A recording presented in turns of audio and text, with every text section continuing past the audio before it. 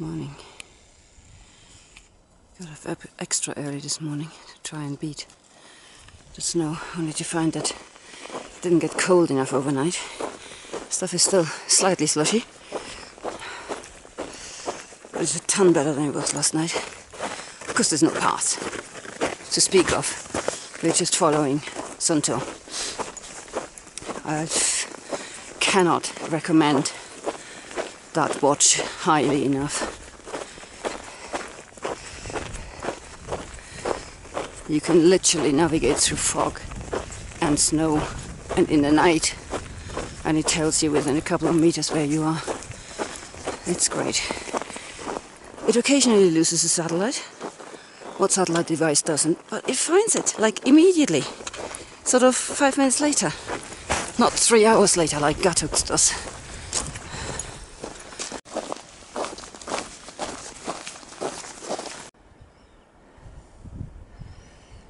So after about half an hour of literally and figuratively stumbling in the dark, we have regained the path. This is it. Conditions remain challenging and slightly annoying, but you know, we kind of knew that when we set out on this one.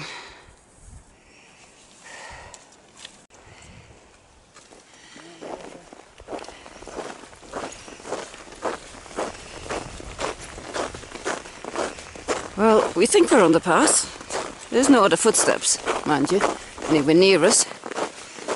But it's actually far easier walking where there's no other footsteps. Oh, I think I'm about to cross some water. Because that must be going somewhere. Looking at these things, I don't know whether that comes out in the camera. You see how deep they are sunk in.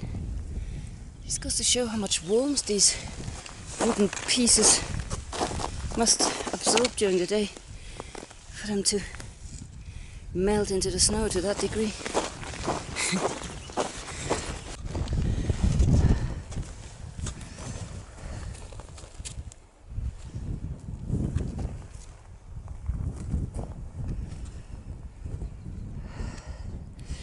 It is pretty here,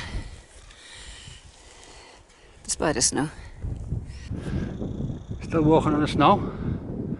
I think the next 3-4 days it's all snow. Then we go in line with Lone Pine. No, Independent. And we reassess. Ah, we've reached Chicken Spring Lake. You might have to take my word for it. It is completely covered in snow. Thin layer of ice. You can just about make out the lines. I can't see at the moment whether this got picked up by the camera or not. Glad we didn't try and push to camp here, because this is, yeah, snow cover. Except for where there's boulders. Bit of a better view of the lake. Oh, sorry. There's a lot of footsteps. Oh, okay. There's a lot of footsteps going. Oh yeah, there's people up on the ridge. There's people on the ridge. Okay, somehow we need to make it up that ridge.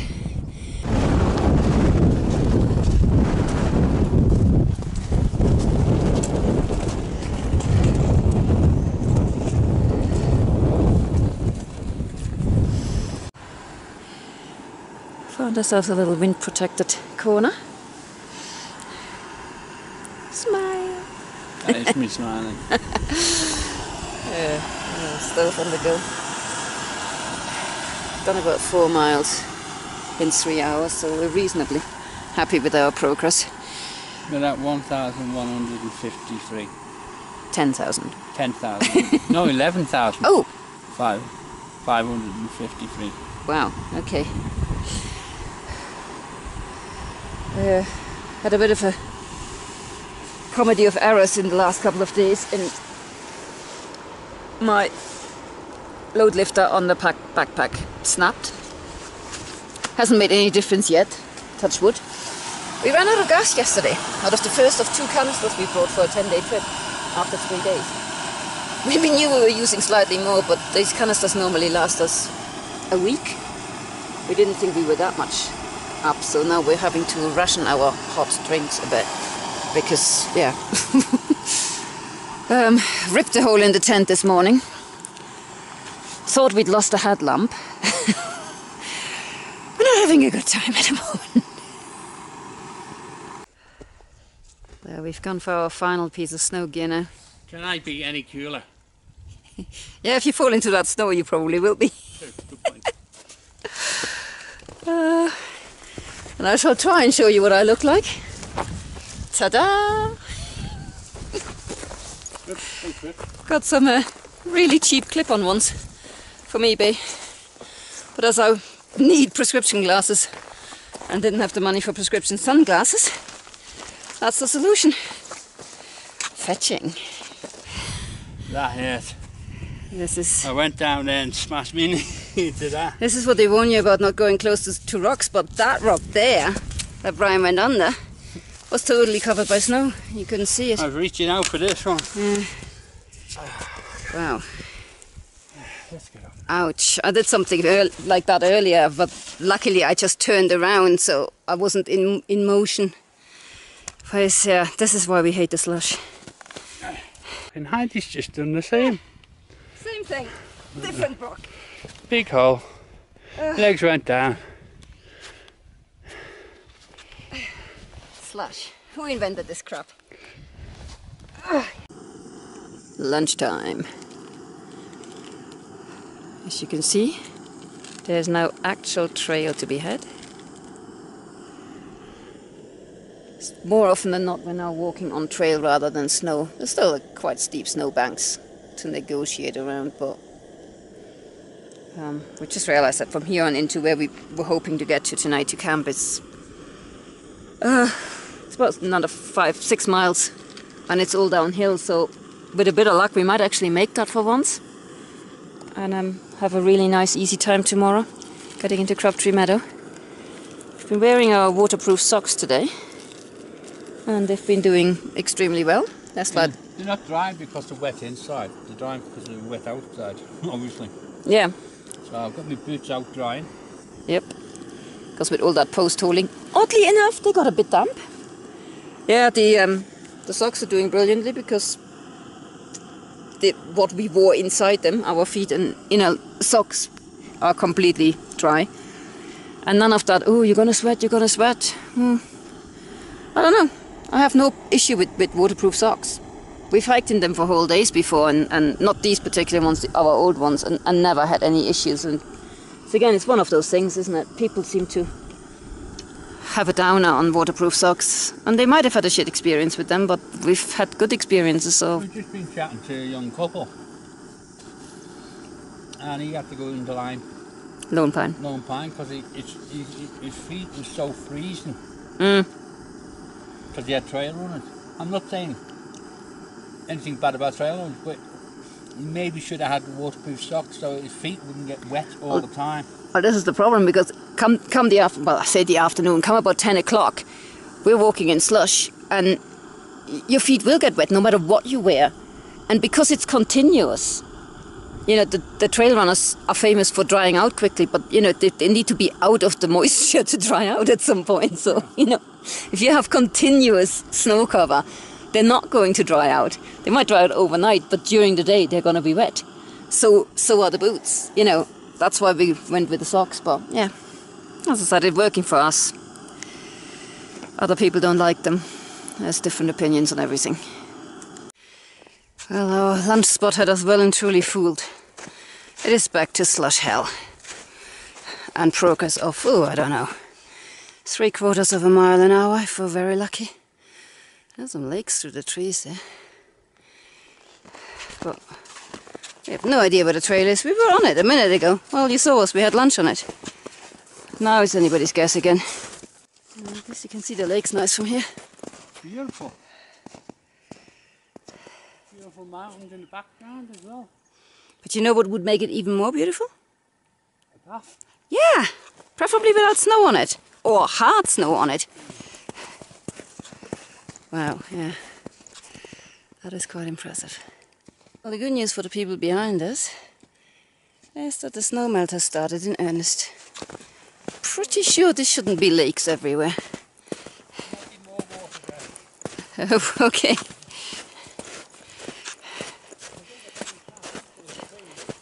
Woo! Found a path or a stream. It's so hard to tell the difference today. That's us for the night. And no, it's not the campsite we were heading for. We both decided that 13 hours of trudging through snow was quite enough. And pulled up. To be honest, I mean, we could have made it. We're about 1.5 miles away, something like that, from the campsite.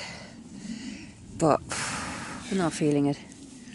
And that 1.5 miles isn't going to make any difference to tomorrow's day. No, it's just the loads of snow. Yeah, I mean, it went better for a while. The trail was almost clear, and now it's all this again. I mean, I don't know if you can even see that. The wet trail there, that's not a stream, that is the trail, and it keeps going into banks, snow banks this size, and out of them again, and in and out. And you know what, in the morning when they're rock hard, It's okay. they're going to be zero problem. So, yeah, we just thought, why force it? We will still get to Crop Tree Meadow at a reasonable time tomorrow, I'm sure. So we also heard rumours that the stream we have to cross before the campsite that I wanted to go to apparently is, like, not nice. 5 or 6 foot deep. Yeah. Up to some tall guy to his neck. Now, we're hoping this is just a usual PCT exaggerated nonsense, but there's some comments on Gatuk to cross the stream 1/2 mile earlier on a log and just trudge through flooded meadows instead. So we might have to do that. We set up on our campsite somewhere, probably around here-ish. Oh yeah, because there was the boundary fence was actually visible this morning, really early, probably about 4:30, to crunch our way through the snow. And you know, we made reasonable progress actually. Crunchy snow is doable. We got apparently the Cottonwood Pass, don't know where that was, we completely missed that and ended up at Chicken Spring Lake looking for a spot for breakfast, which eluded us for a bit because you go up a really, really windy ridge there. I think we eventually sort of had breakfast somewhere here. I think it took us 3 hours to do 4 miles or something, so we were in good spirits at that point because we had only planned 12 for the day. We thought, you know, oops, there's my finger. That's easily done. So we carried on, crunching through snow. We lost the path a bundle of times. Went around here, and we're probably the only people that did that because everybody else seemed to have cut across, but, you know. It's, so, you know, you don't know where the trail is, so anything goes. Everybody just follows everybody else's footsteps. I'm trying to remember, where did we have lunch? Just before it. So here we pulled up for lunch. Sorry, there's my finger. Can't see the screen finder, the viewfinder at the moment. So we pulled up for lunch here, and again, you know, at this point we had done, nearly 8 out of the 12 miles we wanted to do, and we were in good time, good spirits. We could see clear bits of path for the first time, and the clear bits of path sort of ended here, and it all descended into slush hell. And of course, by then it was afternoon, and it just got worse and worse and worse and worse, and it just descended into the sub 1 mile an hour crap we've been putting up with. Lost our path 1,000,000 times. Saw those lakes, luckily, so we were heading roughly in the right direction, but God knows on what bearing, and it just wasn't pleasant anymore. So, even so, the path did start to clear up again a bit. I think around 4 o'clock we took a little breather, and it actually did look quite favourable from then on. But it only again lasted for about 1 mile, and then it went tricky again, and so in the end we just called it short. Pulled up just about here at 758.4.